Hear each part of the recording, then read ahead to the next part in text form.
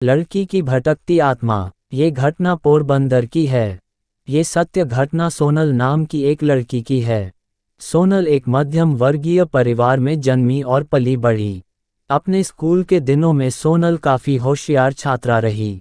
घर में माता पिता की हर बात मानना और घर परिवार के काम काज में हाथ बटाना सोनल का स्वभाव था।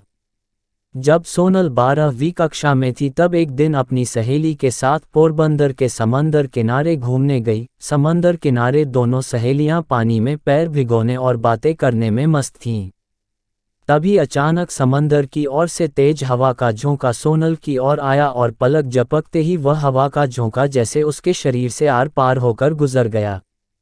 इस घटना से सोनल बुरी तरह डर गई, क्योंकि सोनल को उस हवा के झोंके के साथ हूबहू अपने जैसी दिखने वाली लड़की भी दिखी थी, जो सोनल के शरीर के साथ टकराकर सोनल के शरीर से आर पार निकल गई थी। उस वाकये के बाद सोनल की जिंदगी ही बदल गई।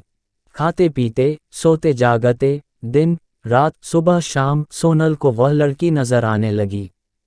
अपने जैसी दिखने वाली लड़की को देखकर सोनल खूब घबरा जाती, रोने लगती और कई बार डर के मारे बीमार भी पड़ जाती।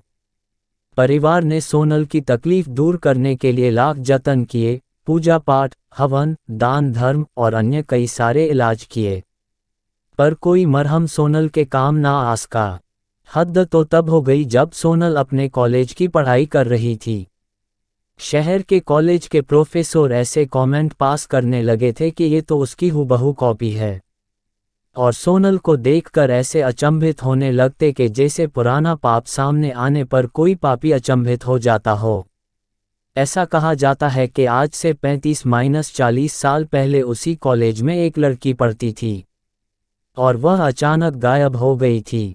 माना जाता है कि कॉलेज प्रशासन से जुड़े कुछ लोगों ने उस लड़की को अगवा करके उसका बलात्कार करके उसे मार दिया था, और उसके शरीर के कुछ टुकड़े कॉलेज की जमीन में दफना दिए थे और कुछ समंदर किनारे फेंक दिए थे। उसी लड़की की आत्मा सोनल को दिखती रहती है और अपने लिए इंसाफ चाहती है। सोनल आज भी अपने जीवन में कभी कभी उस लड़की की परछाई देखने का अनुभव करती हैं, पर अब सोनल ने अपने डर का सामना करना सीख लिया है और इस बात को समझ लिया है कि अगर हकीकत में ऐसी कोई दुखदाई घटना उस लड़की के साथ हुई होगी तो समय आने पर उस राज से पर्दा उठेगा और दोषियों को सजा मिलेगी।